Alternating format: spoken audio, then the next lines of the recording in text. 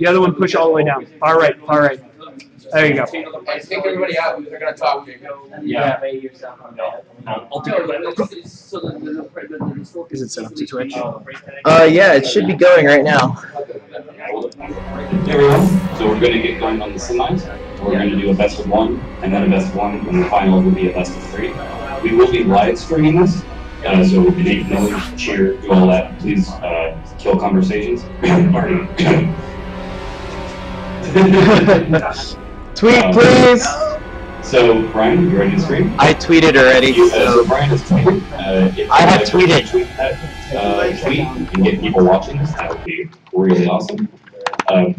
We will be casted by Daniel and Brian, and I'll give it to them. Woot. Okay. That frickin' thing. Is that what we're on? Alright.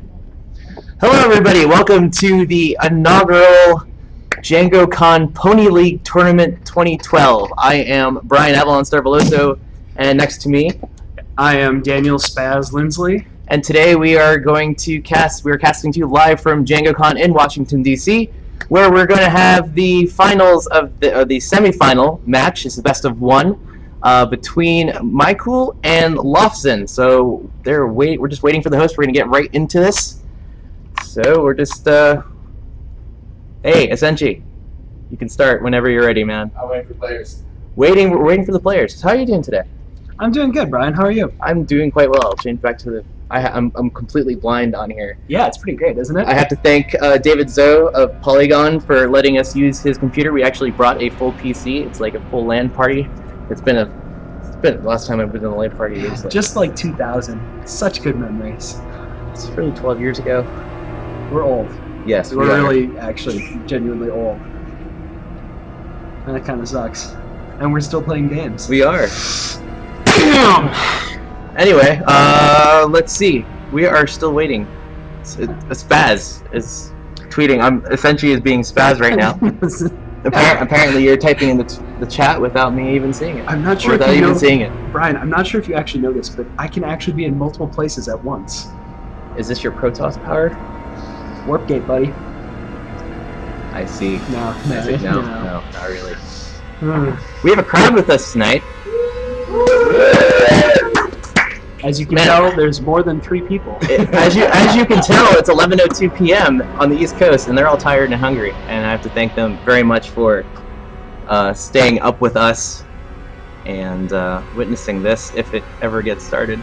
So, Brian, can you tell the people maybe watching at home what the format of this tournament is?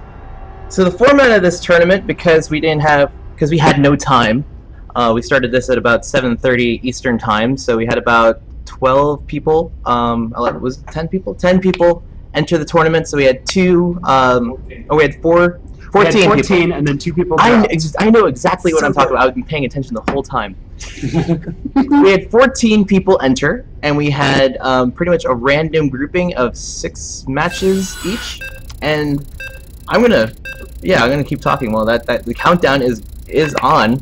I'm sorry to say it, Brian, but it was actually 4 matches. It was 4 matches. It was 4 matches with 6 people in them, correct? Yes, it was Yes. pools of 6. Pools of 6 doing 4 matches, and we are doing the. There are actually 5 finalists, but the person who was undefeated could not stay with us. So the champion, who is In absentee. Falcor, who's absent, is actually not going to be part of these finals. So we're just going to be doing a regular 2 best of 1s, and our finals will be a best of 3. And to the winner is going to go either the webcam we're streaming with right now, I had to buy this today. rocking it pro style. To the first and second place, we'll each get a t-shirt, courtesy of a certain web development company I'm familiar with. And the top 4 players will each get a keychain of their race of choice for StarCraft. And I believe the first, he's gone, correct. So, Falcor, who was our first place player, will be getting some prizes from my company as well. Yet to be determined. Shall we do introductions? Let's do introductions. Why don't you start out? All right. So, in the upper right-hand corner on Daybreak, we have Lofson.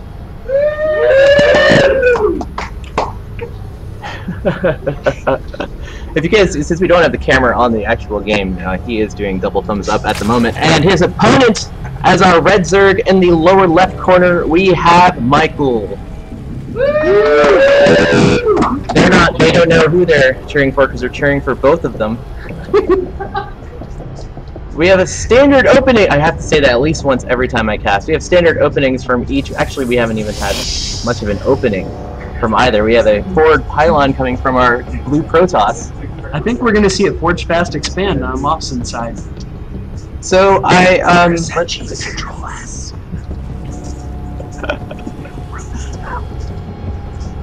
We're rocking it out here. We're rocking the echo here. We have a full staff of production crew. This presentation was brought on to you by no less than at least 13 different people working behind the scenes. We have professional script writers, cameramen, sound technicians, and a whole bunch of BS. I believe it's just the latter, sir. Yeah, pretty much. Pretty much.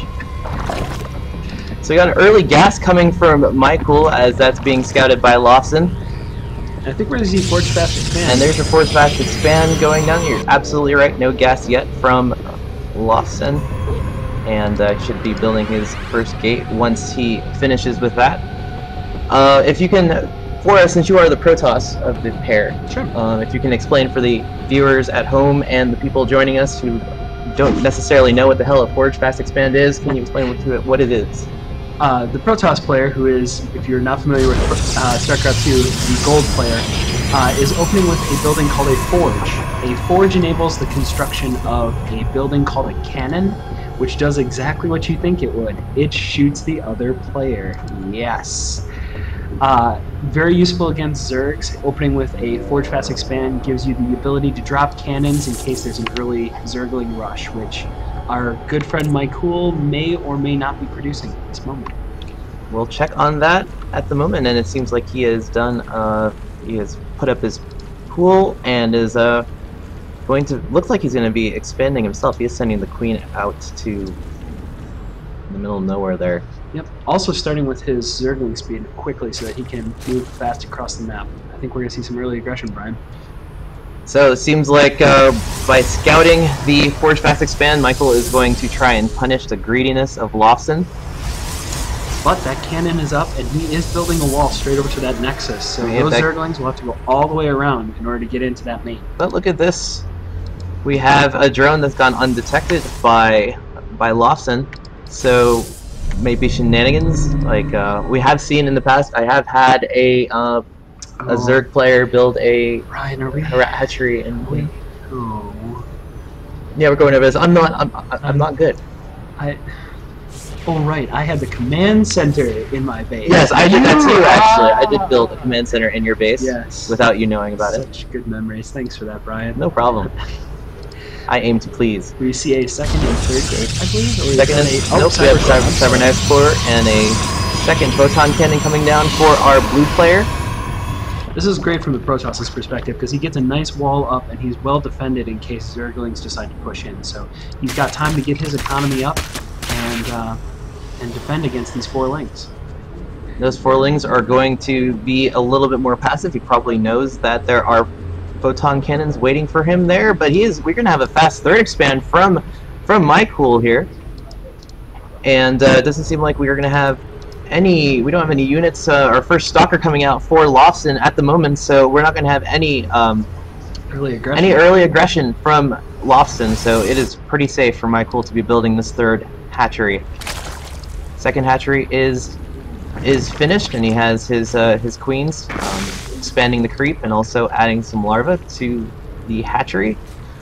I think this is pretty great because you'll see a lot of especially low-level Zergs not put down the creep in order to connect their bases in the early game, and especially being down in tech and buildings right now, Michael really needs that. Any speed he can get in his base is definitely to his benefit. So Michael's gonna try and do a supplementary scout here with his Overlord, and he's gonna pretty much see nothing because the bulk of Lawson's production buildings are actually at the natural. Though I think the main actually does have some buildings coming up now. It does have a robo facility, and he is going to see that quite well. For those who are not StarCraft initiated, a robotics facility builds units like observers, which provide vision to Protoss units. It also builds some of the heavier artillery units, like the Colossus, and as well as the Immortal. We have 2 more gateways coming down, and that Stalker is going to be taking out this Overlord quite quickly. Michael did actually push at the front as well at the same time, trying to take advantage of what he hoped was Lawson's lack of attention. But that didn't really work out. Not at all. And I don't believe 4 Zerglings would have been able to take these units anyway, and they wouldn't have been able to get past the photon cannons.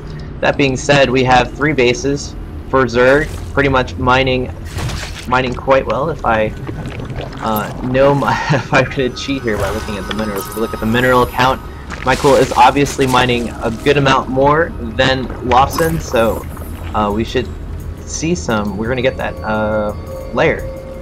A little bit late on the layer tech and evolution chamber, double evolution chamber. So you figure he's going to be focusing on ground units, or is he going to be going towards a more Spire? I wonder if we're going to see a Spire, because he knows that he's going to have a hard time pushing in with ground units at this point. Now that that wall is up and Lawson is starting to construct enough production behind it, from the lack of ground army, I can only imagine either he's just sitting back and waiting, or that he's going to go for something else. As he's supply blocked, we have a we have a Roach Warren here, and because he is researching both Carcass level 1 as well as Missile Tax level 1, he might be going with a good amount of Roaches coming in here. And a little poke in just to see where Lawson's forces are at. He doesn't really have any vision right now on what Lawson's been doing, so he's kind of in the dark. Your warriors have engaged the And we're going to have an Observer get taken out. We have a good Overseer, early Overseer up from my cool. And these the upgrades are about half done on that end, and we are seeing a good amount of upgrades here. We have some Spore Crawlers coming up in case that's our Protoss player decides to make any air units. Doesn't seem like that's going to be happening anytime soon, as he is going very gateway heavy. We have our first push out by Lawson, and he's going to push to the northern side of the map. No, unfortunately, Michael is going to see that, and he's going to be knowing where Lawson is headed, so he's going to have to get some defenses up to either that natural or the third if he hopes to defend this. Actually, he does not know, and he's going to get a sighting of a few of the Stalkers as they head to the southern base area. And actually, yep, Zergling just got killed by those Stalkers, so he is going to put a forward pylon up there, and we are going to see aggression from Lawson. He's going to take down the debris at the front of the base, and we're not seeing any reaction from Michael at the moment. There we go. So we're actually going to have our first large skirmish of the match. Interestingly, Michael has more than enough supply available that he could produce enough units to just kind of keep this army on. And there they go. We have the Zerglings out up front, and some nice force fields from Lawson. Lawson is going to kill off most of those Zerglings, and they're going to retreat. A lone Roach is able to get out with only 1 bit of health, so even though the supplies are the same, Lawson definitely came up ahead on that fight. What do you think? I think Lawson's in a really great spot. He's got map control. He has, some vision of the base, or he did, and he knows what's at the front. I don't think he knows about that third yet. I don't know if his vision has encompassed that. He has no idea about the third.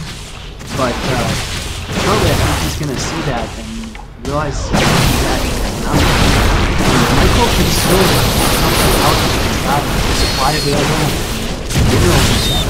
Controls the economy, so well, that economy is going to be... Oh, he's going to call GG, too many units, and we're going to have Lawson going to the finals of this, as he wins this best of 1. I'm ready for this match.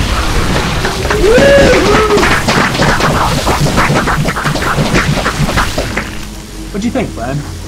I thought if Michael was given a bit more time, I think he was in the beginning of the game, it seemed like that Lofton was being the greedy one, going with the Forge Pass Expand, and it seemed like that Michael was going to punish him with a good amount of Zerglings. It did not seem like he scouted the Forge Pass Expand, and instead of punishing him for it, he decided to go with the 3 hatcheries, and he then became the one that was greedy and didn't come up with enough units to combat Lofton's push.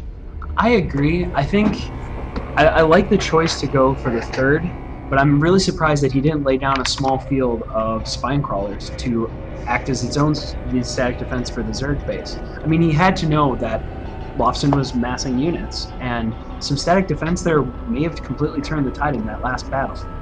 It's very true. They were equal in. They were equal when it came to upgrades. I believe they both had, all of the units had 1/1. Actually, the Zerglings did not. They had 1 armor, but they didn't have the. Oh, they didn't have 1 attack. They didn't have 1 attack. He only had enough. He only had enough time to get 1 missile attack. Yeah. So. This game's hard. And that, ladies and gentlemen, is Michael. Say hi, Michael. What's up, guys?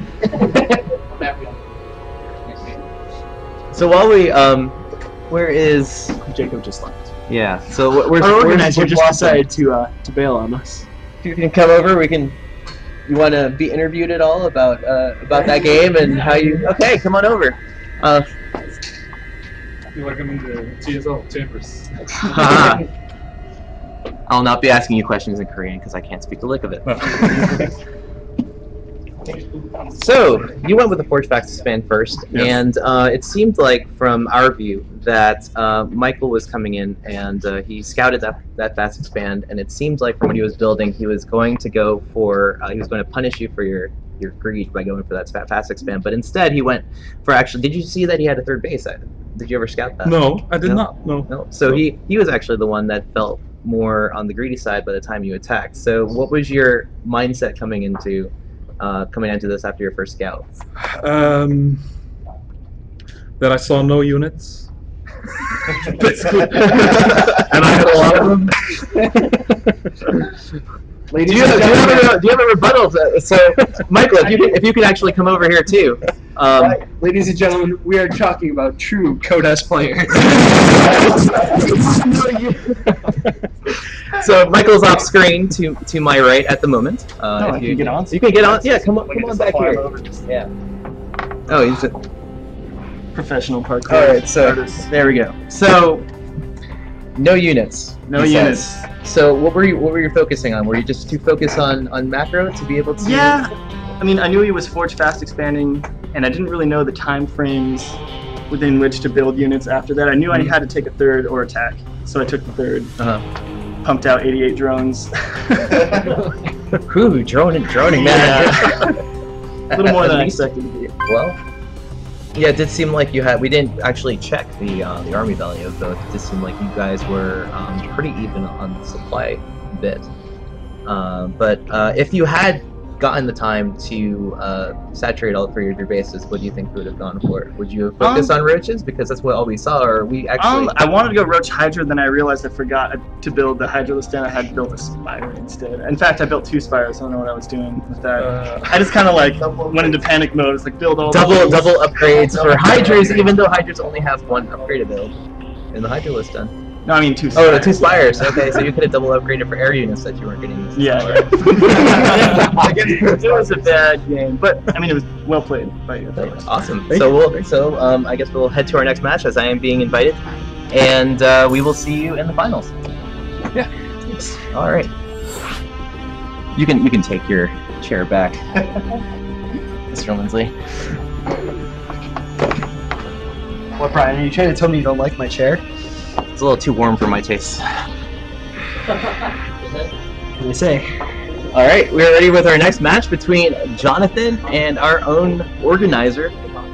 And we're being called jerks. We're jerks. Can we cancel the countdown and put in a handicap here? Can we just need 50% health? I think we're just gonna have to declare Jonathan. We're just gonna have to completely shut Fleck down. Can someone go in the other room and grab one of Fleck's hands and just hold on to it for a few minutes, really firmly? Don't let him touch the keyboard. We're completely fair here at Ponyleague. Completely fair, except when it's our person who helped organize this thing. You wonder how he got in this, Oh. this state. Huh? No, not on the minerals yet. Obviously, He's waiting it out. Oh, there he goes. Okay. At 12-second mineral mining, and we have the good luck, have fun from Jonathan Chu, and once again, let's start with you and introducing the lovely. And up in the upper right-hand corner, we have our very own.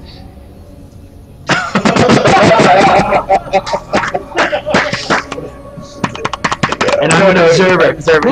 This, ladies and gentlemen, for those of you who are not familiar with StarCraft 2, is what's referred to as bad manner. Bad manner can be described as the harassment or general cruelty to another opponent in an unfair or demeaning manner. Oh, they've both done it. Well, and what you're seeing both players actually disqualify themselves on the spot. I don't actually want you to like throw me off the cast, so I will not concur with this. How do you like bruises, Brian? Tell me. What's your strategy? I bruise easily, so I don't wish to be. Up in the upper right-hand corner, we have our jerk Protoss, Fleck, better known as Jacob Birch. And in the lower left-hand corner of Cloud Kingdom, as this map is called, we have his opponent, the red Protoss, Jonathan Chu. Who's less of a jerk?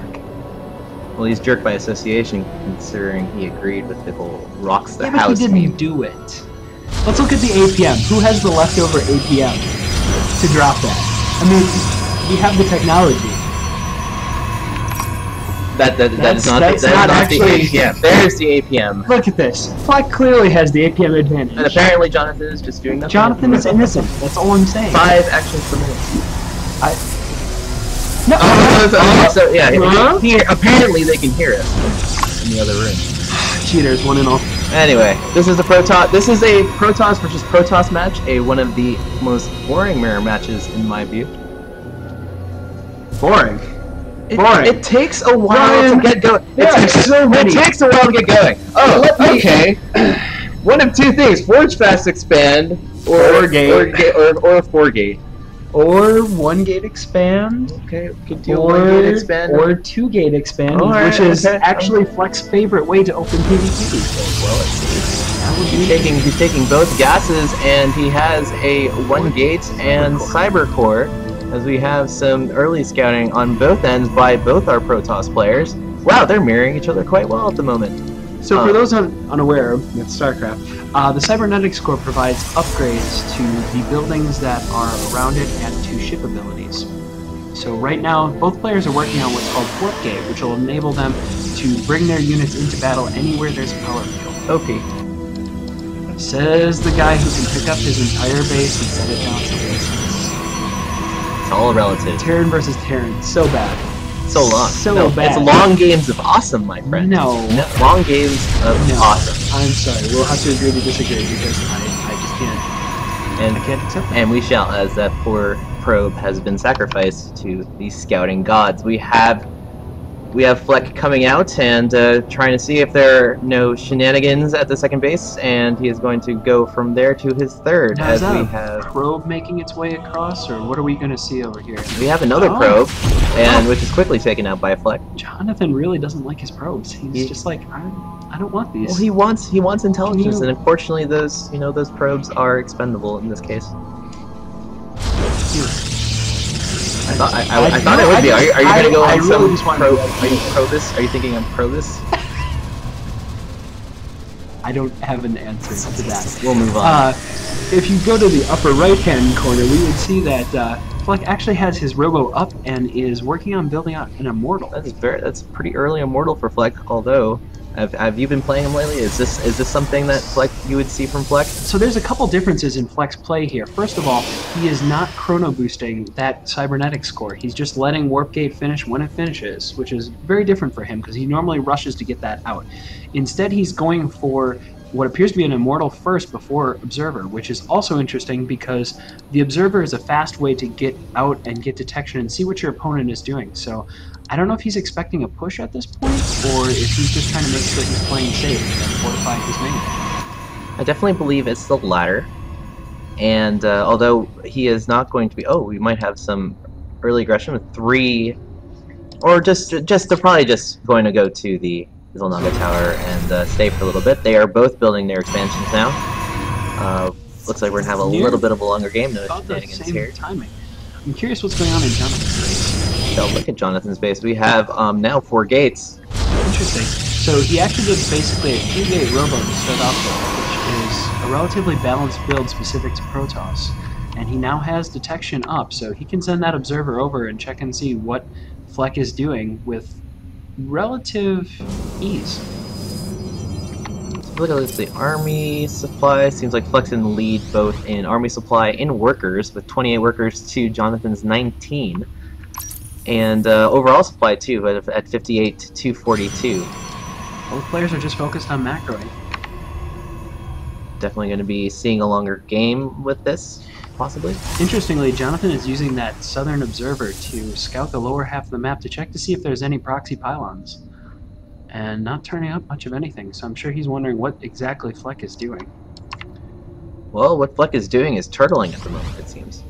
Oh, I'm sorry, was that not an observer? Was that a stalker? That was a stalker Oh, he was sending. My apologies. And that observer is going to just miss the Zelnaga Tower and miss all of these units at that Zelnaga Tower. He's going to head right for Fleck's main base. As for Fleck's observer, we did see it go. It is at the Zelnaga Tower. Oh, okay.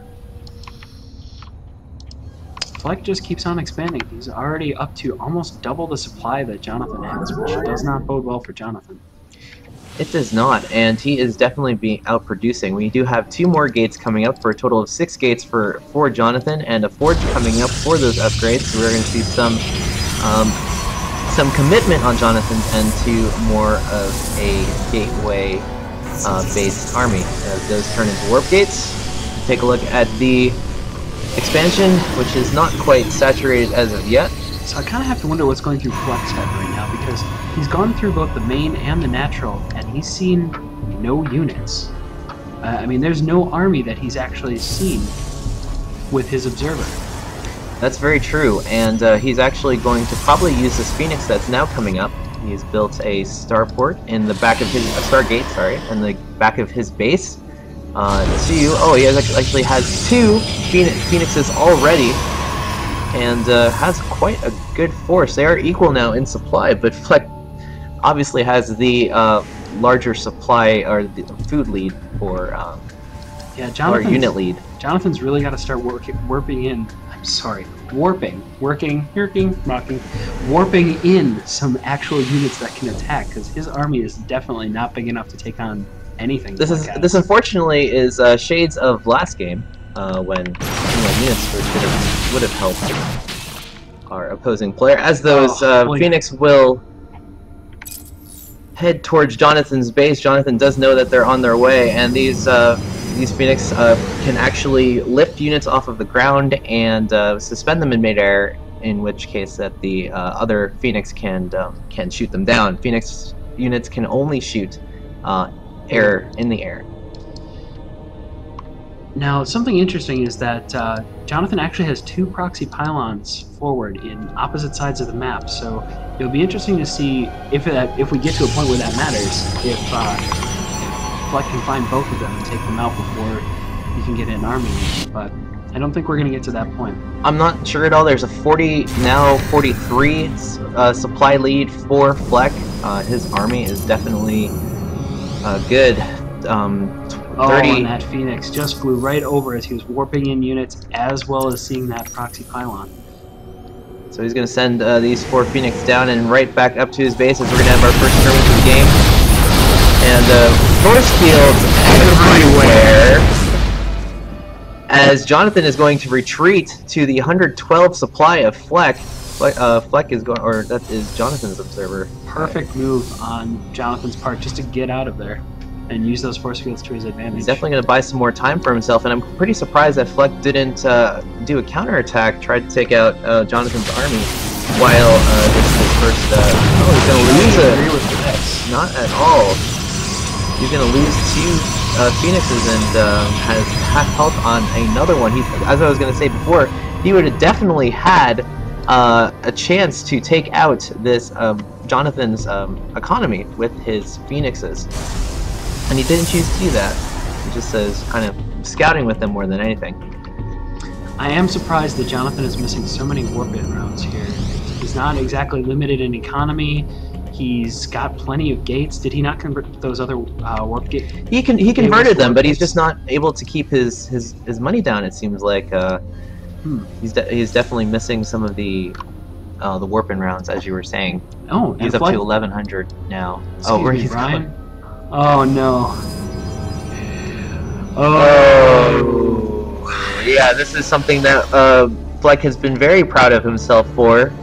We're going to be seeing carriers come into this gameplay, and this is something that Fleck has definitely boasted to me in the past few days when we were talking about the tournament. His PvP is definitely immortal heavy with carriers. And immediately he starts working on more interceptors. The carrier unit actually can't shoot anything itself, but it can fire out little interceptors that can take out whatever is in the air or on the ground nearby them. Also, Fleck has established his third, and is just getting that up and going. Oh, those poor zealots. The only thing maybe that Jonathan got out of this is he saw those interceptors, I can practically guarantee, and he knows that carriers are on the way. And those carriers are going to come, and Jonathan's going to take this opportunity to try and attack the natural. He's going to find Fleck's army pushing for the left. Very well done with the force fields from those sentries. And with some guardian shields going up as Fleck is trying to stop Jonathan from taking out his natural. The natural base gets to just has no shields and about 3/4 health, and Fleck is going to send his carrier to try and finish the job. Those immortals are going to come, and a very nice force field again by Jonathan to block the ramp so the immortals cannot come up. Jonathan's going to have free reign, other than having to deal with the interceptors, into Fleck's base, and then try to take out that robotics facility as soon as possible. Fortunately, he is not going to get it. And I'm actually surprised that there were no warp-in rounds for Jonathan to kind of try and reinforce. I guess those zealots may consist of the reinforcements. Unfortunately, especially with carriers, it's very prevalent in StarCraft 1, the carrier rush, because the units, when left to auto-attack, always auto-attack the interceptors rather than focus firing on the carrier, so it's always been a very effective tool for the Protoss. This is a really interesting composition. I mean, it's essentially just sentries, immortals, and carriers. And look at Jonathan following our good friend Day9's advice and building out his third, expanding after losing that battle, not being afraid to expand. Keeps his attention distracted for the moment. But unfortunately, it's not the minerals that Fleck is having a problem with, even though he is about 3/4 of the way mined out of his first base and about halfway mined out of his second base. It is really the gas that Fleck is needing at the moment, considering he does have 6 gas now, and he is building 2 more carriers, upgrading his shields to level 2, 2 more immortals.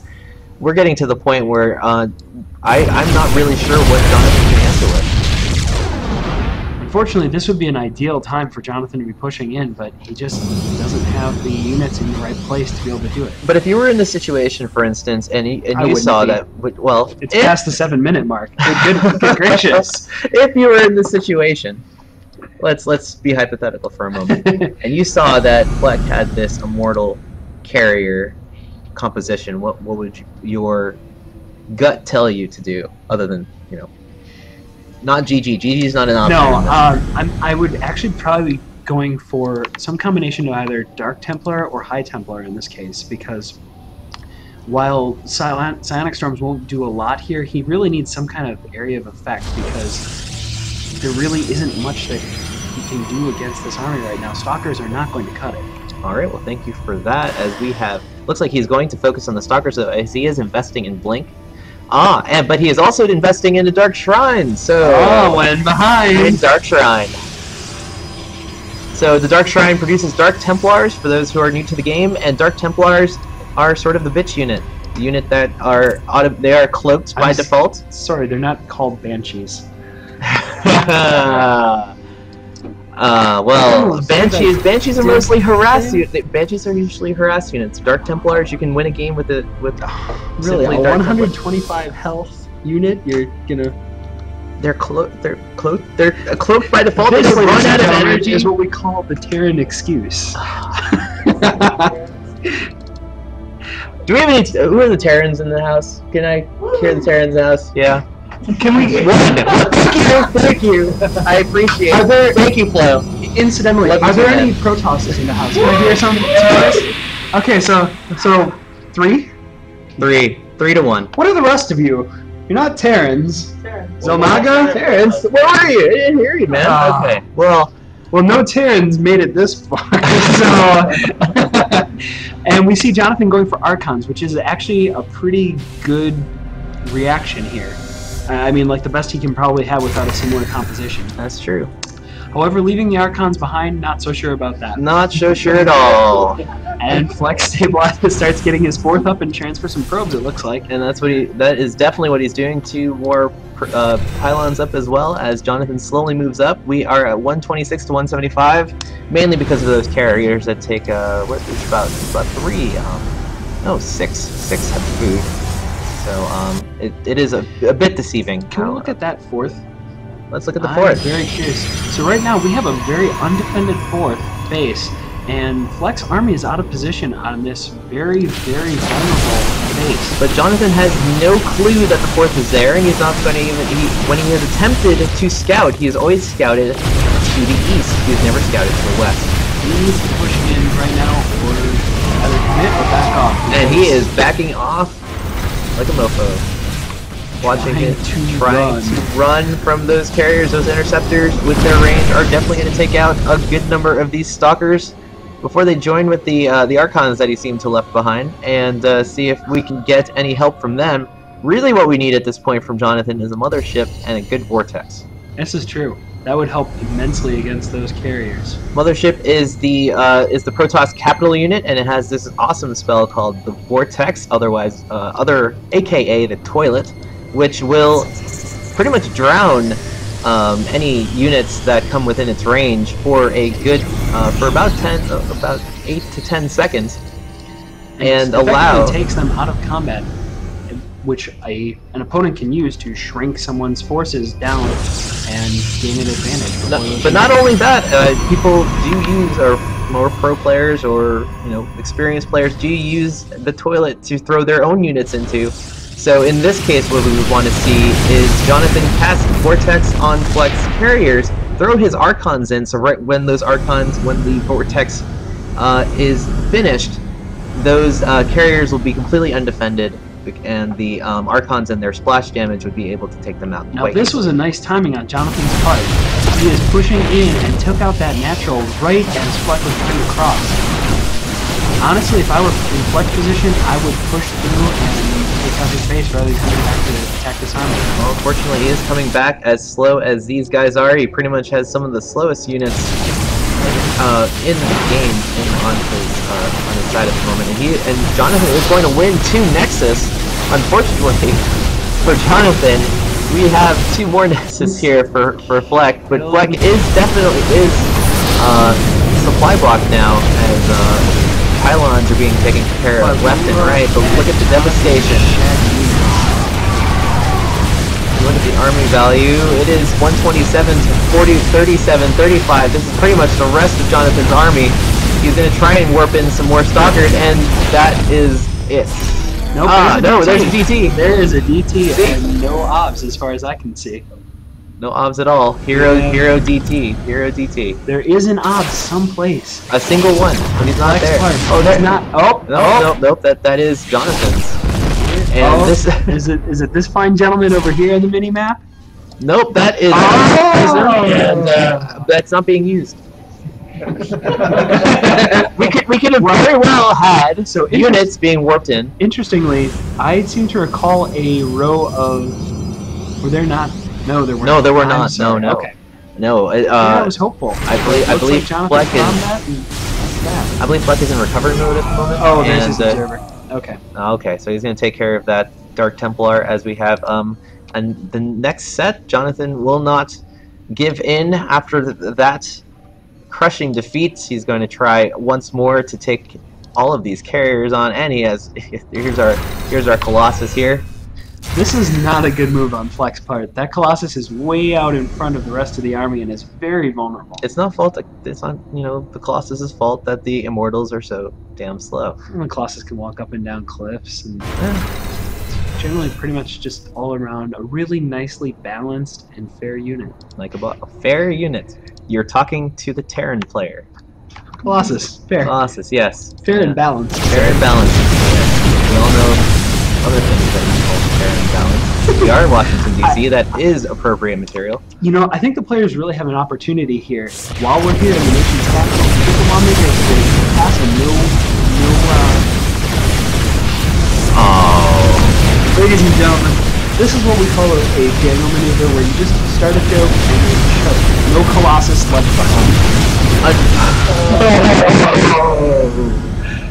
Those groans are what's going on in my insides right now. Sorry to everyone. Those groans are actually describing what Jonathan must be feeling at this point, as his second base is vaporized, and those Immortals.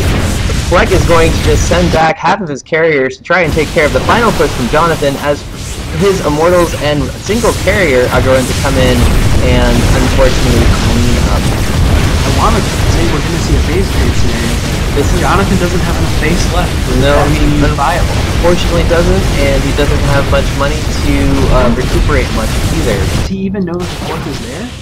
He still doesn't know that the fourth is there. Oh, actually, no, he has a little bit of a vision of this these Stargates, but that's definitely not enough. And there's our GG from Jonathan. Fleck is going to be going on to the finals of.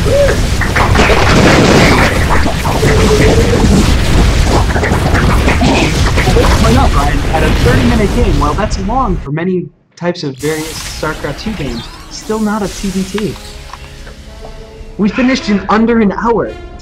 Gotta feel good about that. Yeah, for this case, sure. TBT is just more to love. The venerable Eric was on us saying that TBT is just more to love, and as a Terran myself, I cannot help but agree with him. We are going to wait for our finals. We're going to get started with our finals. It'll be Lofton versus Fleck. Amazing.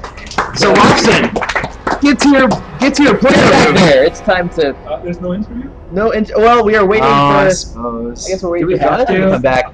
Do we have to interview them? No, I think we should interview them. Why not? What map do you want to do? I believe it will be. Oh, okay, Ohana. I don't know. Ohana. All right. Well, there is no. Oh, are we going to do best of three? Best of three?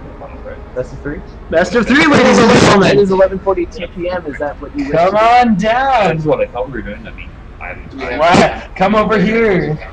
I haven't. They were supposed to post in 11, but I was told 11, but no one should be bothering us. So. Are you guys in for a best of three interview? Come on over. Whatever. Oh no, well, Fleck has to get ready for the final, so I guess we'll be waiting for Jonathan to come back, and we'll get his interview and his take on this last game. So, Brian, PvP aside, how'd you feel? It was a good match. Unfortunately, Fleck showed his superiority and hit the practice that he has had with this build. He has talked to me about it several times. That his best PvP is when he is able to go Immortal Carrier, and it is something that we don't usually see in PvP matches, to be honest. It's true. It's also interesting, now that Jonathan's in the room, I may get some tomatoes thrown at me, but Jonathan really lagged behind in tech. I don't think did we see a forge drop to make things... We did see a forge drop, but the forge dropped after the sixth gateway came down, so why don't we bring Jonathan? No, unfortunately not. But we will let Jonathan talk to you. You will. This is your stream, sir. Your interview. Alright, I was going to give you half and half, you know. Jonathan, join me at the seat here. Oh, thank you. So warm. What was... Not as warm as the seat. Yes! So, Jonathan, what was going through your mind that game?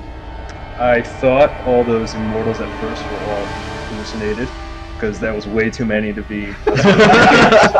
So I tried to expo and just try to get up as much forces as I could, and eventually, when he got carriers out, I knew that my only bet would be to go Stalkers to try to make him jump back and forth between.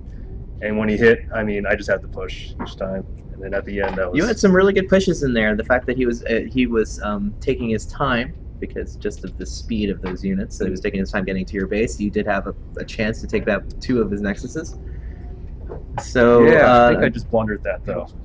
I threw down the DT shrine too to just try to anything to come back from behind. So actually, it was quite funny that we were just talking about what your recourses could have been, and Daniel over here did say something about DTs, and that's when we noticed your DT shrine. So okay, good boy. Yeah, I try, but yeah, that wasn't even a contest. But yeah, I've never seen that build before, so that was it is something that Fleck has been practicing. I believe he's been getting training for that, and it's not something. That's really not something we see on the pro streams, or like carriers are seemingly a unit of the past, or a unit you bring out when you really have nothing else to build. So, well, definitely really a good effort from you. And I guess that would put him in 4th, right? Tied for 3rd or something. Tied for 3rd. We have a tied for 3rd between. So, all right, thank you for the interview, and we are going to move on to our best of 3 between Fleck and Michael. No, Fleck and Lofson. I apologize. So, Brian, evidently I'm not the only one with a warm chair. Evidently not. But he seems pretty happy about that. I have the special chair, my friend. It's my stream. It's true. Chair. It is your stream. Yes. And we are actually getting an invite into the first game, which is going to be played on WCS Ohana. Now, this will be a best of 3, so these 2 players are actually going to play against each other up to 3 times, and whoever takes 2 of the matches will win 2nd place. All right, and we are only waiting on Lofson at the moment.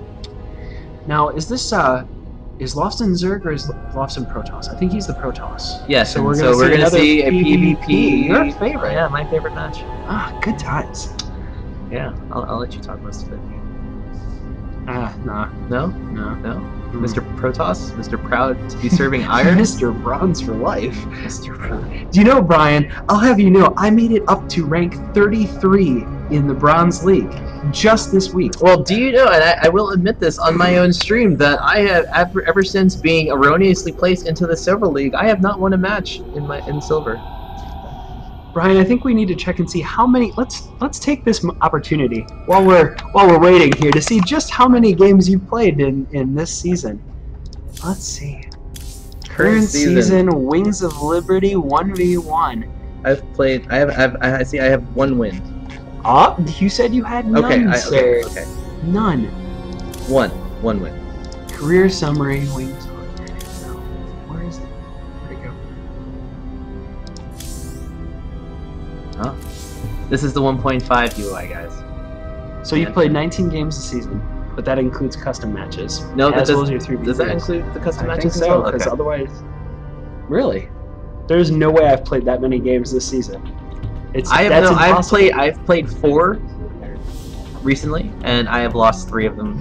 I do not remember winning the one that I had won. So good, you don't even remember the wins. Yeah, impressive. Casters are in fact ready. Yes, we are. Race to the bottom. I don't have anything to follow that up with. Nope. We're gonna get started with our first game on Ohana. The countdown has begun, and the GLHF has been tossed out. It has. Sorry. That's all right. Evidently, being in person doesn't stop me from stomping all over when you're talking. That's disappointing. That just means we need to cast more. Oh, Brian, why did you... Oh, man. I mean, in the lower right-hand corner, we have our Protoss player, Fleck. As red, and he is again waiting. Yes, that has to be the slowest split I've ever seen. But yeah, he's still able to win. You know, he has been very grumpy post 1.5 patch that he cannot get his units moving fast enough. We're seeing it. I don't know. Craftsmen usually don't blame their tools. Ah, that's true. Went there. Sorry. Yes, you did. Continuing with introductions. In the upper left-hand corner, flex opponent, our blue Protoss, he is Lofson. Oh, you're doing the GSL thing, man. He's had to turn 90 degrees. I don't know. Turn 90 degrees. Brian, guilty caster admission. I actually don't know how to turn the camera 45 degrees. I've actually forgotten how to do that, so we'll just be half-ass GSL as this whole cast seems to have been. My Korean is actually not that fluid. It turns out. I don't like K-pop. Oh, one of us is telling the truth, and one of us is lying. Camera's not on. You don't know. He's pointing. I'm pointing to Brian Beloso, ladies and gentlemen. In fact, I would encourage our viewers at home to go check out Ardio and see exactly what Brian has been listening to lately. No. That's false. Because there is no Asian music on Ardio. None. And the best game music I can get is Video Games Live, which is not bad. Awkward moment here, ladies and gentlemen. How is this awkward? You're just gonna have to do game style at the end to make up for it. At this very DjangoCon, we have Ardio employees. I feel like there's It is not their fault that they haven't gone. No, it is not poor. I listen to some great music, some great movie soundtracks on Ardio, and I use Ardio when I'd like to listen to those movie soundtracks. But when it comes to looking for my Japanese or other Asian music, I can't find it on Ardio, and that's not necessarily their fault. As a firm, I'm being told that Ardio actually has some K-pop, but I guess that's See, as a J-pop fan, I am a both of our Protosses are supply blocked at the moment and are trying to overcome this. Getting back to the game.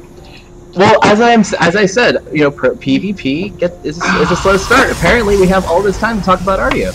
It's true. I mean, now you're saying it's true. Built on top of Django. Ding, ding, clapping the cloud. No. Anybody? I don't know if we don't have anyone who uses Django. No. This is not DjangoCon, folks. This is actually RailsCon. Yeah, we're at RailsCon. RailsCon, yes. Interestingly, Fleck has dropped down a proxy pylon that Lofson is not aware of. He wants to end this early-ish? I don't know.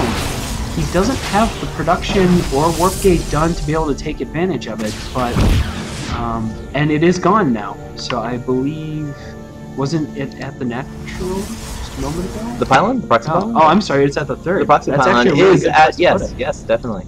So Lofson has no idea about the proxy pylon, hence being a proxy pylon hidden, and we're gonna have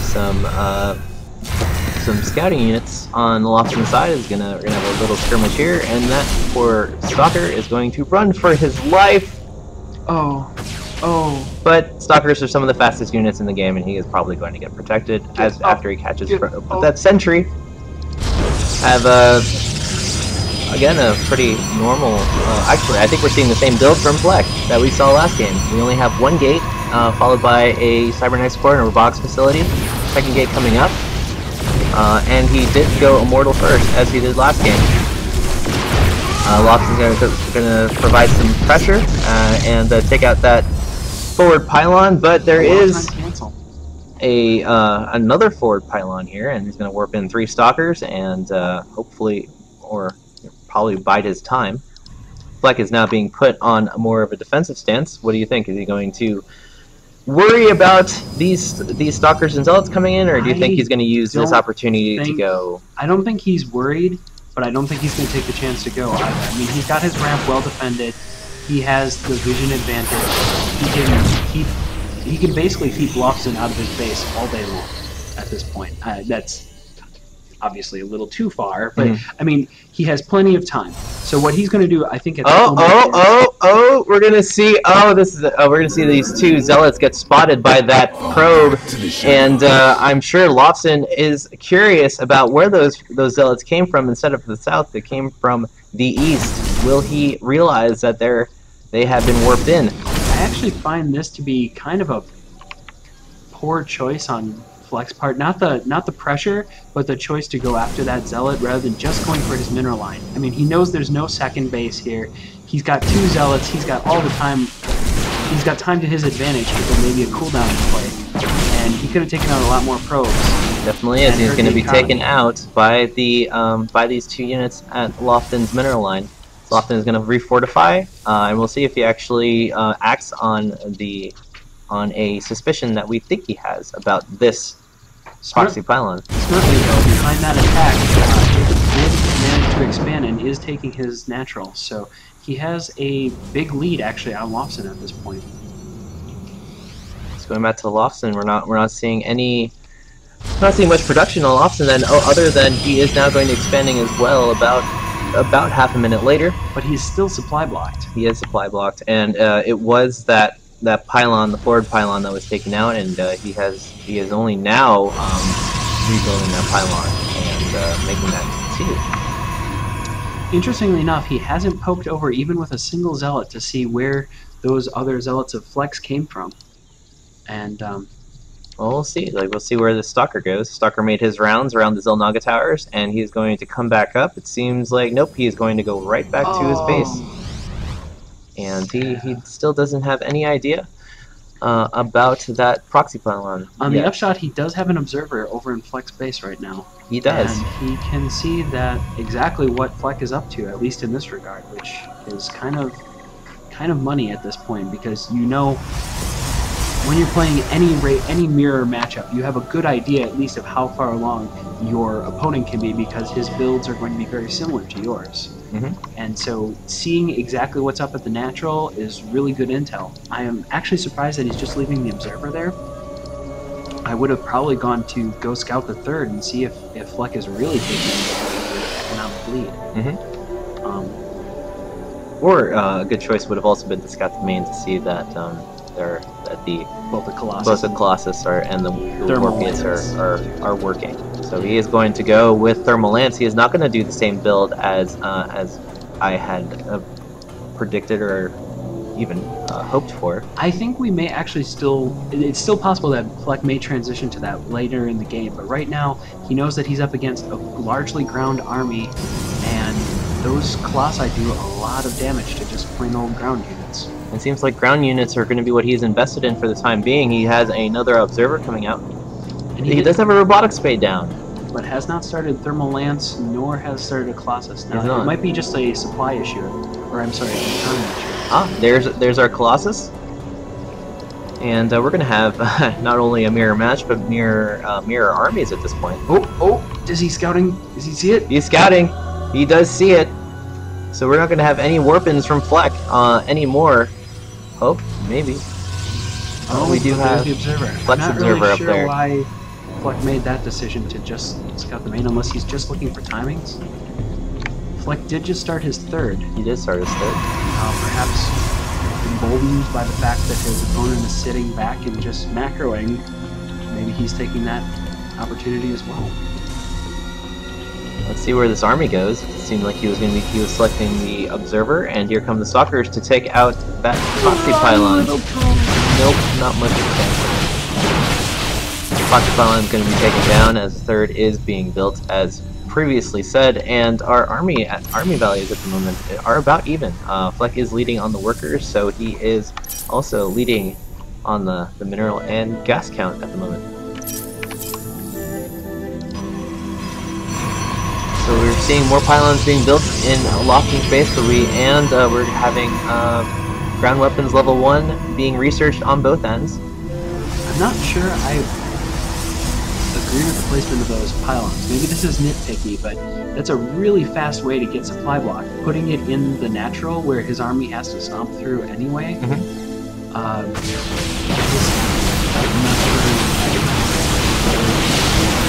But he's going to try and he's going to build a second forge and a double forge for the double upgrades and try and get rid of these destructible rocks to expand to his 3rd. Now, interestingly, if I'm not mistaken, it appears like perhaps Fleck has 2 robotics facilities going and is actually double producing Colossi at this point. So he's going to have a big Colossi build. You can see the units.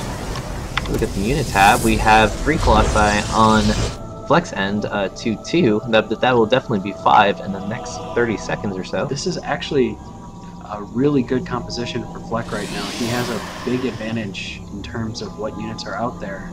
It's definitely going to be the Immortal factor, I think. I mean, everything else is pretty much mirrored. We're just replacing Zealots with Immortals, and those Immortals really pack a punch if he is able to micro them correctly, which I do not doubt Fleck is going to be able to do. We're going to have those 2 Colossi come out on Lofton's end, and still hasn't spotted the Observer. Nope, he has not. He moved that Observer out and built a pylon, and his 3rd base is almost done at this point, along with 2 more gateways. How is Fleck's economy at that 3rd base? It looks like he has Yeah, pretty saturated at this point. Can we hit up the back of Fleck's base? Ah! Templar Archives.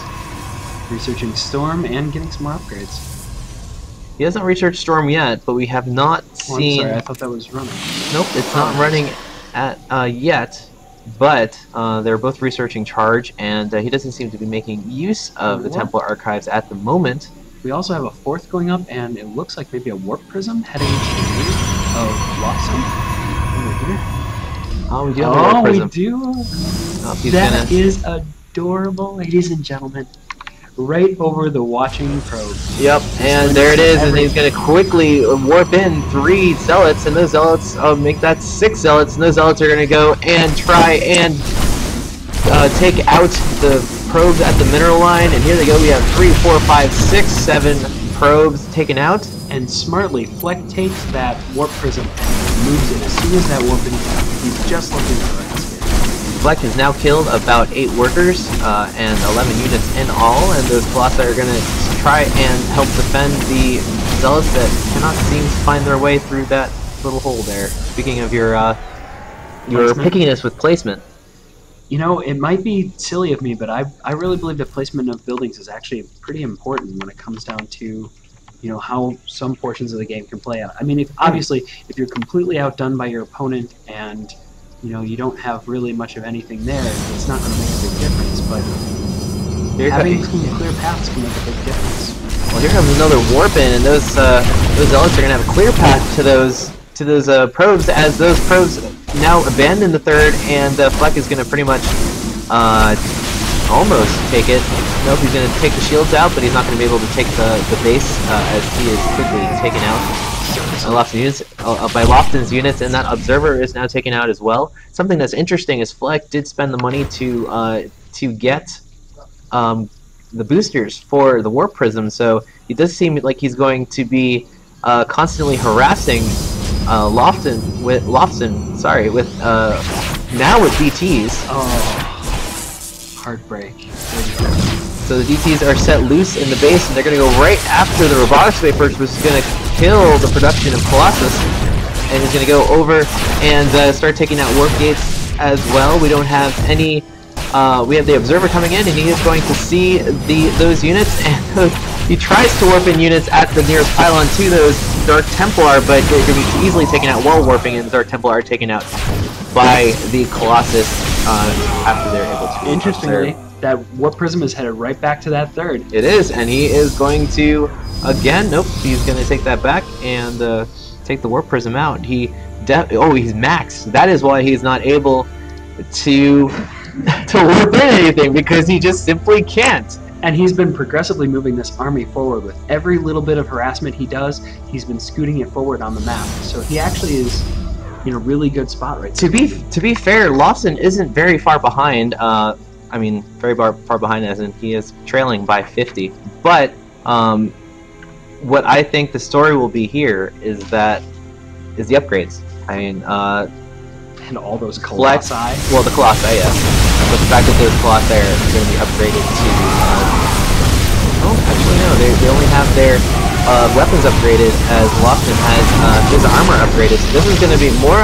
this is going to definitely be on the side of Lofton. Lofton's going to try Fleck out of his base, and Fleck is going to try and make a stand and take out those Stalkers. Now it's just Colossus versus Colossus. and we have 2-0 Colossus against 1-1, and GG. that's going to be our first GG from Lofton, and Fleck is going to take the first game of the finals.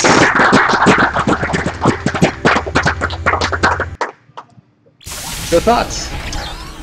A solid game on Fleck's part. I mean, he had map control for virtually the whole game except for the early part. He built a very solid, ground-focused army. He got his upgrades on time. He made sure his macro was in place. There are faults, but it's hard to find them. I especially love the use. I'm sorry to cut it. Oh, no problem. I was gonna ask about what you think after. You can say what you meant to say, but after that, my question would be for you: what do you think Lofton would have to do in order to progress? But what you were gonna say before? From what I saw, Lofton made a couple critical errors. The first was having his army just out of position. I mean, he kept moving his army back in front of his natural, and the rule of expanding is that, you know, when you go and set up a new expansion, you move the bulk of your army in between that new expansion and where you think or where you know your opponent is. So he left that expansion undefended several times. Additionally, that warp prism harassment by Fleck was just brilliant, and it really kept Lofton having to keep bouncing back and forth between his bases, and Lofton didn't really do a great job of responding to those harassments. I was watching as the harassments happened. He tried to warp units in rather than pulling his army, and lost, you know, a good 20 or 30 seconds that he could have been recouping and not losing as much income. So. Well, let's see. Lofton is now on the ropes as we head into our second and possibly final game of this best of three, with Fleck leading the series 1-0. This match will be played on Daybreak. And Lofton is asking for a minute delay, so we're going to hold off. Brian, what are you hoping to see this game, other than one of the players switch to Terran? I personally think Fleck should off-race. He's in the position to do it. I mean, he does have the advantage. He could always just switch back. He could cheese this game, or just do something silly. Well he could sit back and do whatever he wants, and he kind of has the advantage. For the people that have played, the participants that have played that are still left in here, did any of you guys attempt to cheese during your games? Yes. Yes, we do have one yes. Nope. None from Rathan, who's part of the Django StarCraft group. Clearly, none of these horrible at cheesing, he says. None of these people are in my league. So we get another yes from our Zerg, third player. So Lofton is ready, and we're going to move into the second game of possibly three in this Ponyleague finals. And my clone, we are ready. We also have some Gangnam style. I definitely think if Fleck wins, he's going to definitely have to do some Gangnam style on the interview. During the interview. Is this on? No. Oh, Would you? Okay. No, It's on. It's on now. I You don't want think it? No. Okay, we have to go. Oh, Kurt, you're just gonna have to watch the VOD. Our production crew was not paying attention. But Kurt's doing a great job. Nothing at all.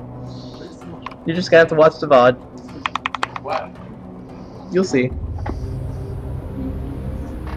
Anyway, we're gonna get our match started on. Huh?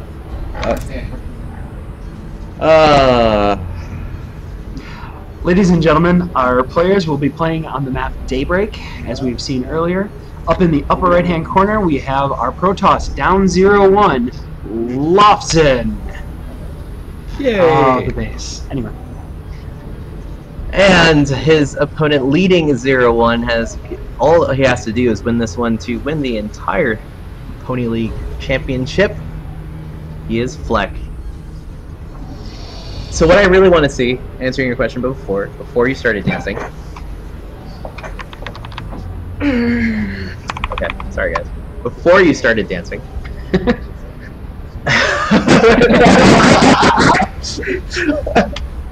Thank you. Thank you, Dear Golden. Anyway, what I was going to say before you started dancing and before Gundam Style apparently started invading this cast was that I'd really like to see Lofton. Oh, we're gonna have.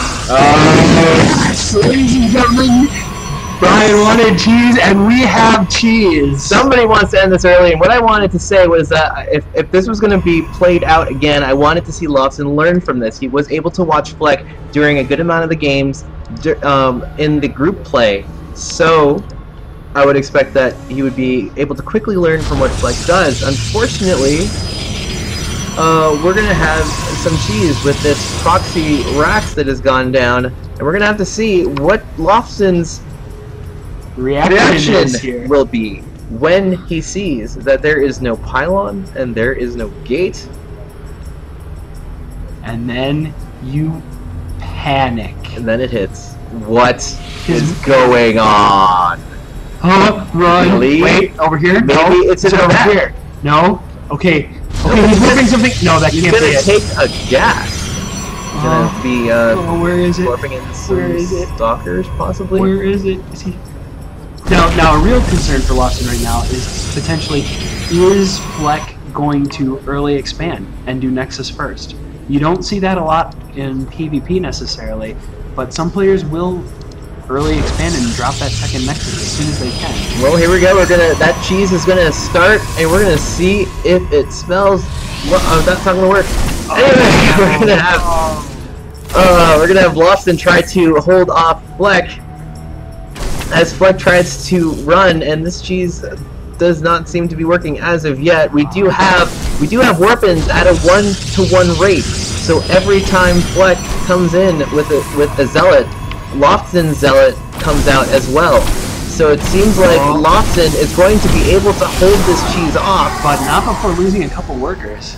Not at all, but but he does have the supply lead in general.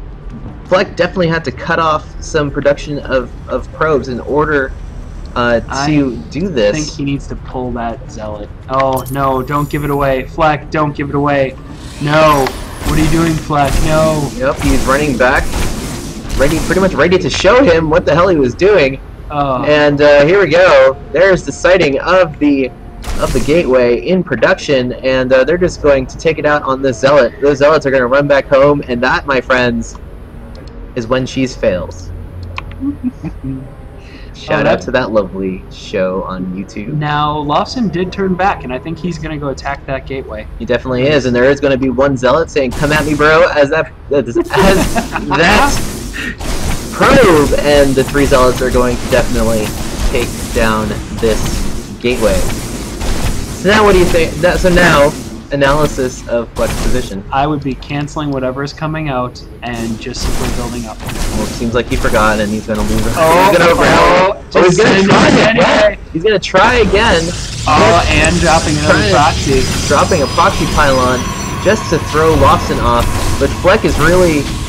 he's actually supply blocked at this point. That Stalker is going to take out this pylon, and as much as Fleck is trying to get something out of this cheese, it's just not going to work, as we have two probes and zealot. Oh, makes that chaser two zealots through the base. Now, the important thing is if Fleck would be building out of this, so he's going to be chronoing Warp Gate, and Warp Gate is going to finish soon, but not before that pylon is taken down, so he's not going to be able to Warp Gate a thing into Lofton's base. He does cancel a building there as he opens those Warp Gates.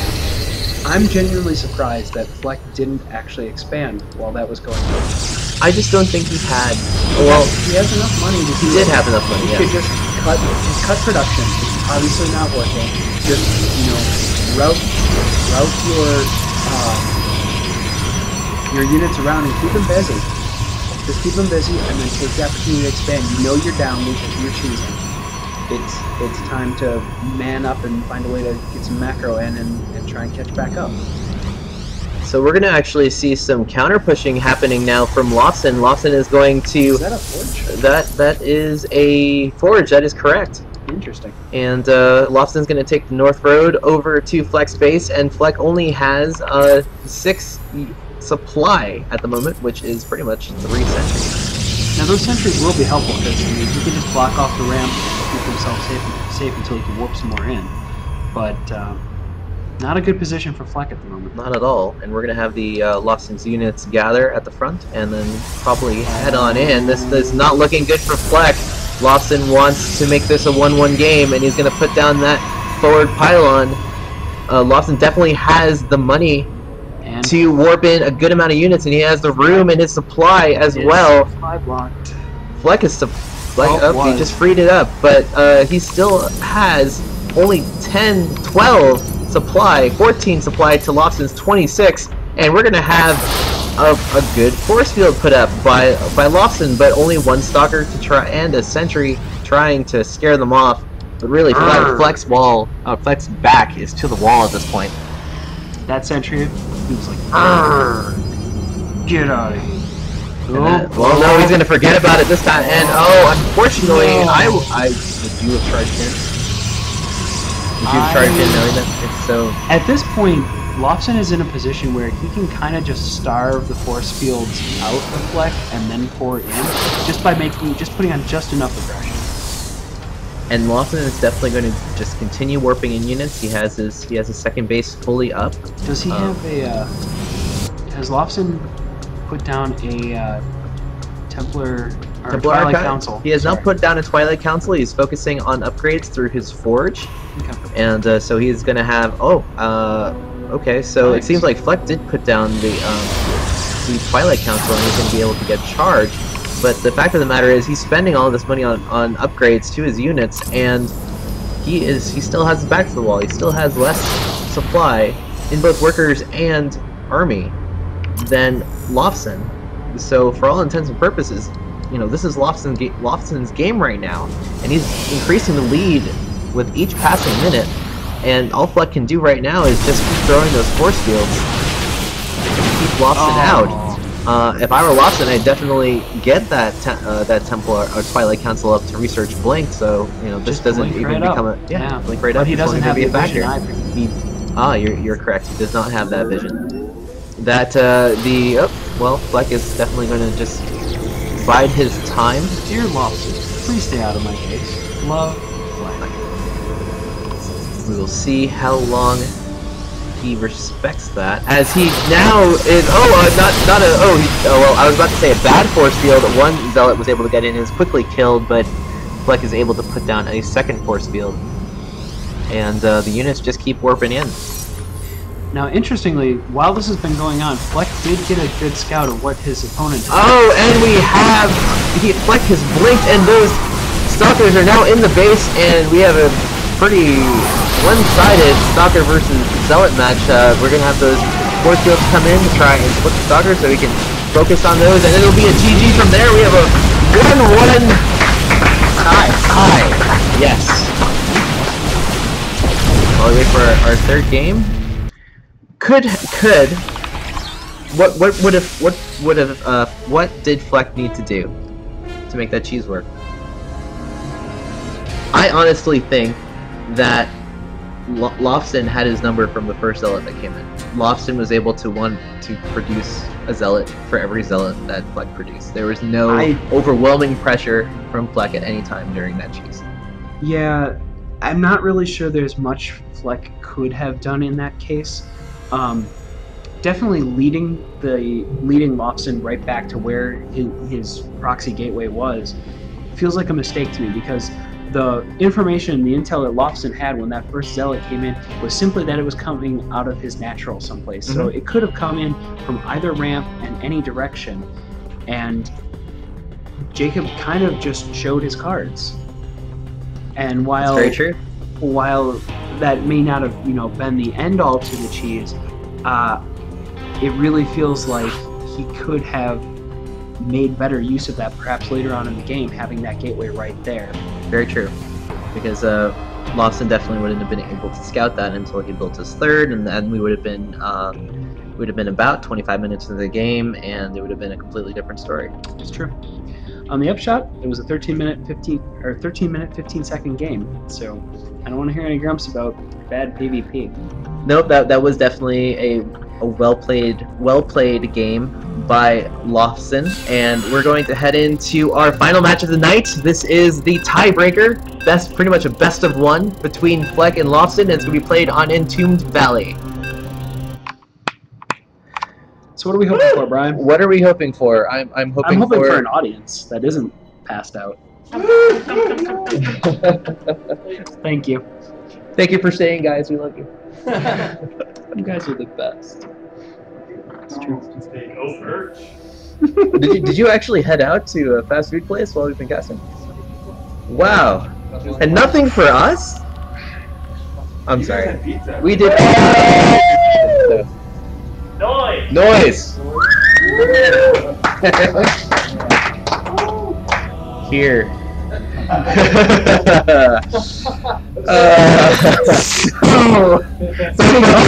For all you know, since Spaz has replicated himself, as I can speak English, that is recorded under your name. So for all intents and purposes, you were the one who made that club here. I'm not sure I like this. I don't know what you're going for, Brian, here, but I'm not sure I like it. I think next time you're gonna have to make sure that a certain Kurt doesn't play off of your house. Yeah, that's true. Yeah. Kind of also disconcerting because you got my machine with, for all intents and purposes, root access. Was there a security talk at DjangoCon? Because I'm pretty sure you should have been at it.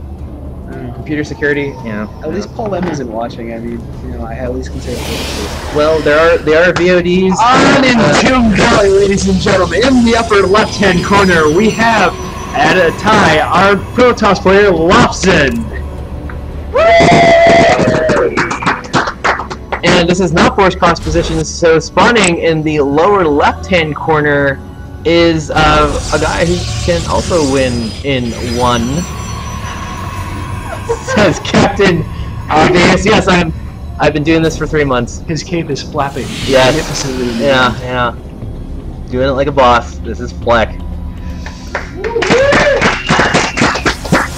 So early scout from Lawson, just to make sure, and early successful scout, may I say, from Lawson, making sure that Fleck doesn't have anything up his sleeve in the form of cheese. And that is definitely not going to be the case, as we have the normal pylon gateway core action.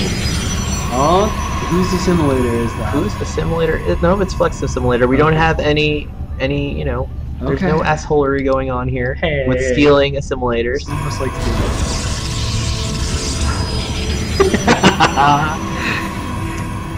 Interestingly, Lawson goes for double gas. He does go for double gas, and he's gonna pretty much mirror Fleck's build with a gateway cybernetics port of his own. Also go double gas? Fleck also did go double gas. Yes. So, ladies and gentlemen, mirror matchups. Indeed. We have Stalkers being produced by Fleck, so Fleck did not, or he did go. Did Fleck go Zealot first? No, I don't think he did. He did not go Zealot first. This is actually a common, or currently common, PvP tactic. Getting a couple Stalkers out, usually a 3-Stalker rush is what you usually see. You get the Cybernetics core up so that you can build Stalkers, and then you chrono out the Stalkers so that you can gain early map control. And with that range, you easily win, as you can see, over a hapless Zealot. Yep. But if you go back to Flex main, there's something sneaky up Lofton's sleeve. Aha! We have a probe here with not much range at the moment, but we could definitely see some shenanigans from Lawson. I don't see a forge or anything like that, so we're definitely not going to have any cheese in the form of a cannon rush. He's going to focus on winning, I guess what people would call the right way. Not the right way, but the honorable way. Yeah. Not cannon rushing. Now, I'm interested to see what is Fleck backing this with, because he just lost his forward pylon. He did. And he is actually down in this match. 2 Zealots to 1 Zealot and a Stalker each, correct? Yeah. We just have a Sentry, though. So that Sentry is definitely come in handy with Guardian Shield and etc. He's gonna go. But not against with the it. probe that's in your base. Definitely. Fleck has no idea that probe's there. So he's gonna go up. He's gonna come out with an Immortal. And Warpgate just finished up, so... Good. And a Stargate coming out from Fleck, I guess. Oh, but he just blocked himself. Wait, did he? Oh, he blocked himself in, and the Immortal coming out. No, that failed, unfortunately. And in the meantime, Fleck dropped down another proxy pylon. If at first you don't succeed, pylon again. I'm not sure how I feel about that one. Flex play or my horrible commentary? Just that one. No, you're entitled. You can say, Daniel, that was crap, man. You're never coming back. Daniel, that was crap, man. But I'd love to have you back sometime. Oh, I'm sorry. Yeah. When I fix Skype for being, a bitch. So we're gonna have Flex units come up and try and gain some map control by going to the Zelnaga Tower. And he's gonna expand first. Oh no, he's gonna expand second. We completely missed the fact that Lobson has gotten his expand up. Is that a forge at the front? That is a forge at the front. Lobson loves that forge. He does. He is definitely going to be getting the early upgrade lead from Fleck. Fleck is Fleck is building a forge of his own, and he also is building another robotics facility. I don't agree with the Phoenix. You don't agree with the Phoenix, and as Fleck builds a second Phoenix. So in this position, he knows that Lofton has a decent number of stalkers, and Phoenixes melt in general to small phoenixes, or phoenixes in small numbers. I can speak English. Let me try this again. Phoenixes in small numbers tend to melt in the face of mass stalkers, and so I question how useful they're going to be in terms of harassment. There's a very mobile stalker army that's big enough to melt the phoenixes he has, and short enough distance between the main and the natural that I don't see the harassment being particularly effective. Unfortunately, I have not witnessed Flex harassment skills with phoenixes. If he is, obviously in the higher leagues where we were able to see some really fast. Yep, and there we go. He's gonna use that. And interestingly, Lobson did not respond to that nearly as fast as I was expecting. Then he's gonna head into the main base and take out a few more probes. He's now taken out about 4 of them. Now this is good on Flex part because he's forcing Lobson to bounce back and forth. So it's about the best play you could see out of having this small Phoenix force. But as you can see, low health on 3 of those Phoenixes, almost gone. It's just not going to be effective here. It's very true, and he did not try to do what he did with that War Prison in Game 1, where he was constantly going back and forth between the third and the main, being as annoying as humanly possible. So he's going to take his Phoenixes and go home. Understandably. Interestingly, we see an exact mirror in terms of, or we did in terms of supply from both players. So Fleck is back to his heavy Immortal build, which I find interesting. You think he'll pull out the Immortal, the Immortal carrier build? You just want to see another carrier, don't you? Oh, he is going to do it. No, he is going to do it. Here comes the Fleet Beacon, and we are going to see Immortal carrier. Now, Lofton was able to witness this match when he was facing Jonathan in the semifinals. So as Lofton takes care of these destructible rocks, what do you think will go through his mind when he sees the fact that Fleck is going to be coming with I would see those Phoenixes, those 4 Phoenixes, and think to myself, buddy, it is time to expand. Because you know that Fleck has just sunk a bunch of cash into gas, especially both the gas and the minerals, into that small little set of Phoenixes. And Phoenixes are relatively cheap when it comes to Protoss air units, but it's still an expense that you know in this mirror match that you didn't spend money on that, so maybe you have an advantage. And as you can see, supplies are very, very close at this point. They are. And those Phoenixes are not very effective, so that's supply that isn't actually working in Fleck's favor at this moment. And it's gonna and Fleck's supply is going to jump. He has gotten supply blocked a few times, so he should really be getting. He will really be getting on top of that as Lawson figures out that the proxy pylon is there, and we'll take it out as we're about to have our first carrier. Our first carrier has arrived, or will be arriving very soon. He is working on air weapons level 1, also the upgrades for the interceptors. Ooh, that's a lot of things building at once, Brian. That's very true. He is going to build a warp prism from the robotics bay in addition to an immortal. Can we see that fleet beacon? You want to see? Yes. Is it working on?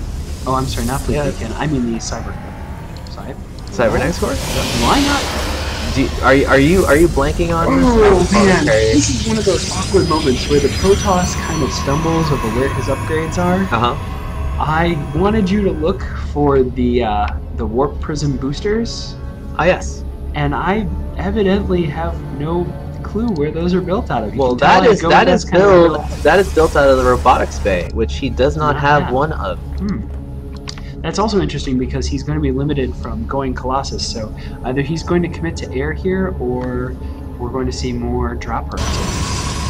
Well, even with that, even with these 6 supply carriers coming out, we still see Lobson with a good amount of units. Unfortunately, these zealots are going to be vaporized by those poor carriers, but hopefully they'll be able to be used to kind of put harassment onto Fleck's base. If I were Fleck right now, I'd be moving those Phoenixes out. Get them out and get them over by the 3rd of Lobson, because you're in a position where you can be doing warp-ins with that warp prism at the natural, and using that Phoenix harass at the 3rd, and split his army, make him choose what he cares more about, and force that kind of like momentary indecision. Fleck is gonna try, and I don't think he's far enough in for him to actually warp in anything. As we have interceptors and Protoss shields level 1 coming in, and air weapons level 1. We have Void Rays coming up from Lobson, so we're gonna see that. We have a fan of Void Rays.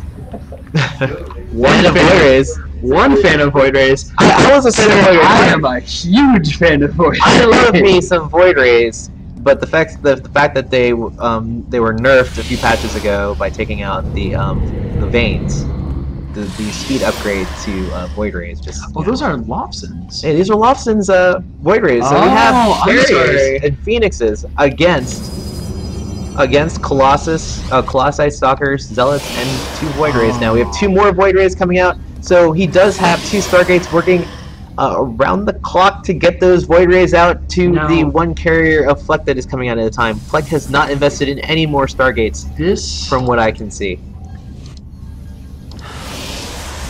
What is that side? Brian, I am really okay. So Lobson is supply blocked 1. Yes. But 2, I'm really torn up about how I feel here. On the one hand, those Colossi are going to decimate what little ground forces it feels like Fleck has. Yes.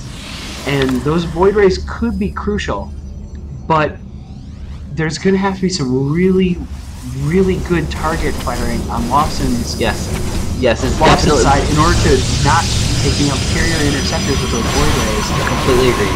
And and there's a demonstration of the Void Ray power. The most expensive scout ever. Well, not the most expensive. But one of the most expensive.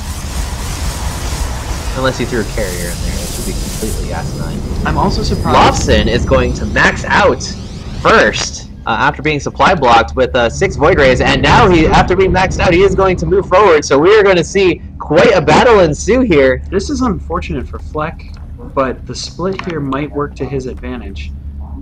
It comes down to what you were saying before. If Lobson can micro those Void Rays to take out those carriers, there are only 3 carriers. There are only 3 carriers there. So draw them away, Fleck. Draw them away. And here we go. We're gonna have our skirmish here, and it looks like as you said, those zealots are pretty much gonna, or the zealots and the immortals are pretty much gonna be vaporized by this force. Are focusing on the interceptors. They are, but even Lobson takes it. GG from Fleck, and we have It was a lot of fun. And that was very. I actually Those stalkers. the stalkers worked in so yes, hard. They are. They are with that. I actually am unhappy with Fleck. Are you? He's on 4 bases. Yes. He has the economy advantage.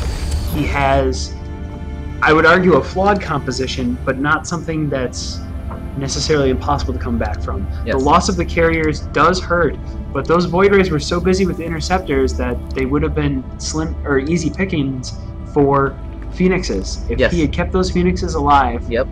I feel like he would have been in a much better position. All right, so we're going to head back. We're going to head to the source screen, and I'm actually interested in how this looks because there is a point definitely where I felt that Fleck had the stronger army here.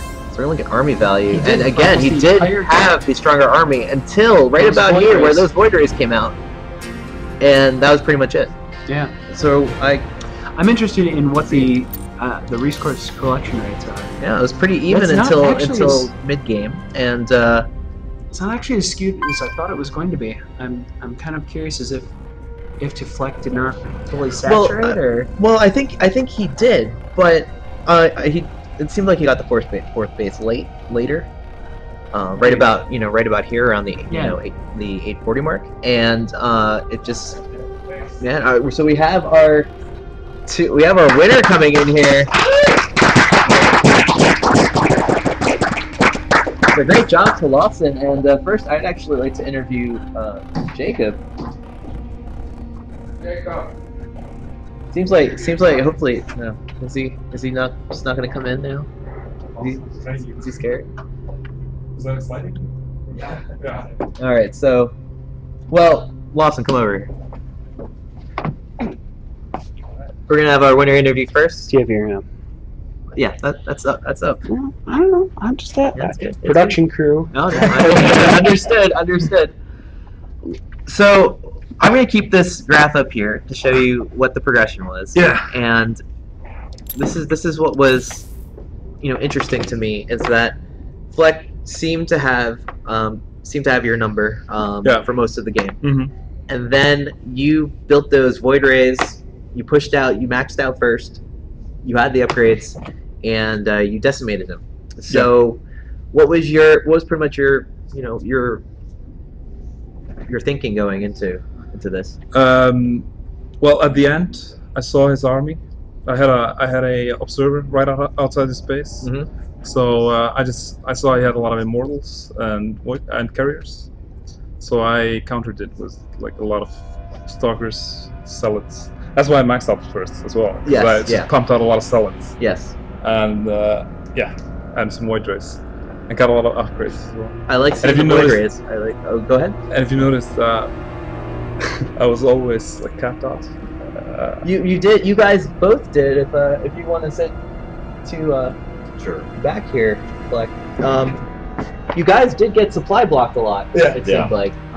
What was going through your head as you were playing through? Because if you look at the graph here, you were ahead definitely in both an army value and collection rate, especially near the end when you started getting carriers. Yeah, but by the time the third kicked in, I didn't have enough time to get, say, more carriers out. That's the basic thing. So you pretty There's much this hit. awkward period. If the birth discussed perfectly, makes a bunch of charge logs where if they hit it, I don't have enough carriers to deal with that many zealots. And he hit it perfectly. So Hey, he had just told me that he had an observer right over your. yeah, I your saw the forces. blur, and he sent the observer to third. I saw it and tried to hunt it, but couldn't find it. So I figured it retreated somewhere in the attack path, but I guess it was right outside. What was going through your mind when you saw the army coming in? You saw the Void Rays and the Stalkers and the. I've been doing this Charge build Lots. for 2 weeks and no one's effectively countered it, so I didn't know. I was like, well, time to figure out what it goes like Yeah. against a bunch of charge lots and stalkers punched it. Do you feel like that with just a few more, you were close to maxed out too? Yeah. So I mean, you would only have been able to afford, say, 3 or 4 more carriers. Do you think that would have done it for you, or do you think his Void Rays would have been able to take you out? I You're think about it- even on upgrades. I think it's possible. Uh-huh. I think with one more attack on the carriers and then 8 carriers, and if I can position the carriers in front enough to where he's forced to bring in the stalkers, because the Void Rays are going to take too long to get charged up unless he has 12 of them. But like I said, I haven't played against it, so All right. Well, knowing that now, what are you gonna do going forward with that build? Because I mean, you've been telling me a lot of that about that build. No, it's an exciting build. Probably play around with it with the guy I got it from, a friend of mine who suggested the build. Show him that replay and say what should I do here. And you are the person that is going to send him back to his trainer and say, what do I do? You know, you were effectively the first one to beat him here, and definitely congratulations to you. Thank you. On a great series played. It was definitely interesting for both us as more experienced watchers and some of the people who haven't watched StarCraft in the past before. So definitely thank you both for a great series. And another round of applause for them. So I guess, would you like to come join me once again, and we'll definitely get your contact information and get you some of the t-shirts and prizes as well. And definitely next DjangoCon, I would love to see a match between you and Falcor. Since Falcor couldn't stay, and he was undefeated. You now have as the interim. I guess we can do this UFC style. You are the interim champion, as he is not here to accept his title. Yeah, he's the champion. So he's the champion. You're the interim champion, so you can have a whole Brock Lesnar. I don't know what the other guy's name is, kind of thing going on. So you have time to. Well, definitely. I hope we can see you in Django StarCraft and play with you. You definitely need a lot more higher level guys to kind of challenge people like Flax. More pro. Yeah, all of our Protoss guys seem to be changing to Zerg, so yeah, more Protoss would be nice. Hey, stop that. He's playing. Oh, we have some blasphemy going on. Actually, not in my case. In these guys' cases, I'm surrounded by Protoss right now. Chris, TBT.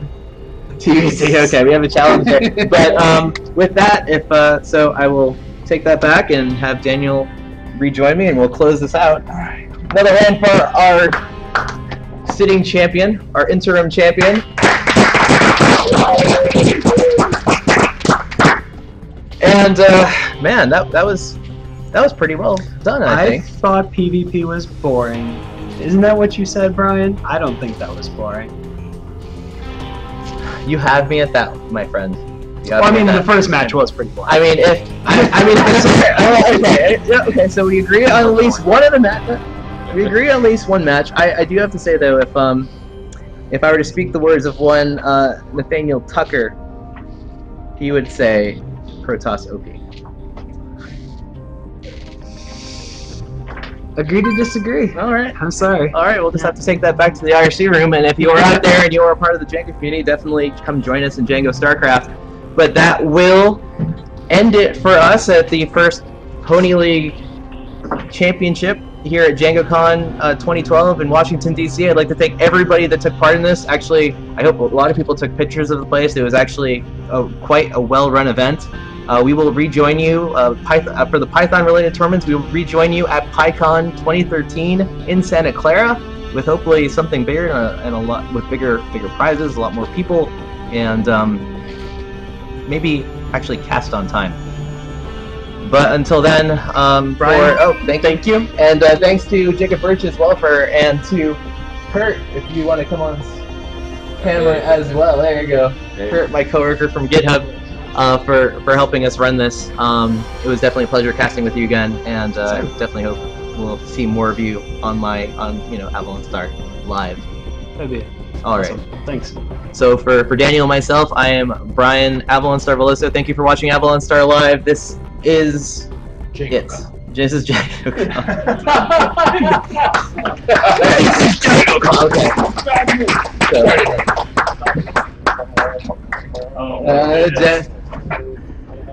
All right. Good night, everybody. Stop now. We're done. Thanks, guys, for watching. See you next time. Me either. There it is.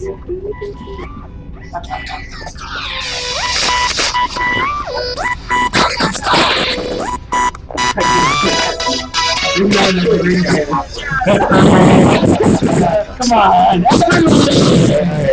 That was amazing.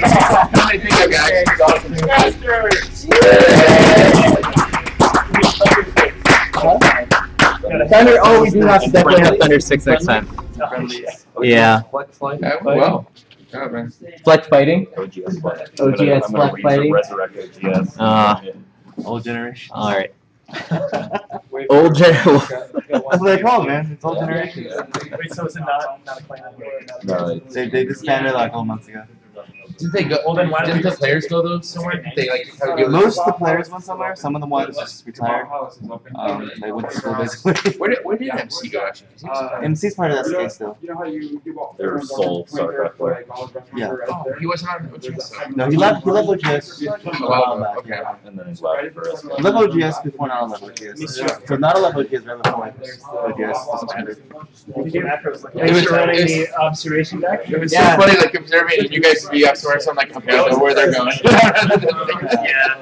It'd be awesome if someday we can do like have a direct like an observer and then us with our this is all plans for PyCon. I had fun doing it. That's great. You actually did the zoom in thing like Yeah, I was trying. like GSM man. You're outdoing us there. What were you saying about like what? Some J-pop. I mean, AKB's not my favorite, but Even then, I'm not. Oh, you mean for audio? I don't know how to. Well, while they have audio, you mean? Yeah. Well, while they have those. How does it But then you got They just do all 8 attack. They just don't have the licenses for it. Yeah, and they it's had So I'm gonna. I saw it for there for like 3 months. And Yeah. You know what? I never actually looked at if there was anybody chat. Oh man, chatting. Hey, Brian, what was what were you saying that I'll have to watch the VOD? And then. Huh? Oh, Bob, no. Oh, yeah. So we had Daniel was doing some stuff, and by the time you looked around, he sat down. So you'll see it on the VOD. What? Who's hungry? I'm definitely hungry. I will take you up on that after we. Yeah. I doubt the bar upstairs is still open. I want to go in the humidity. I'm already sweating. It looks so like formidable in the first time you Yeah. Yes, I'm sorry. And it's a good build, it's a fun build, but like I say, it's